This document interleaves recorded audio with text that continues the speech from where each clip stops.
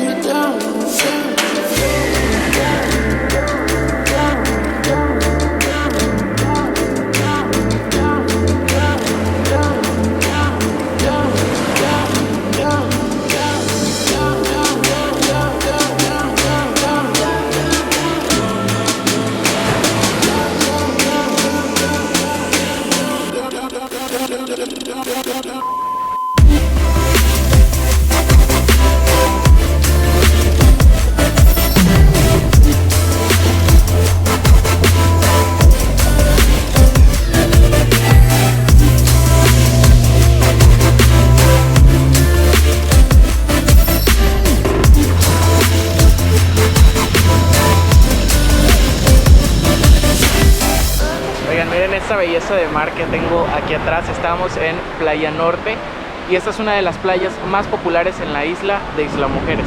Vamos a nadar un ratito aquí, vamos a disfrutar de esta agua color azul turquesa que está increíble. Vengan, acompáñenme.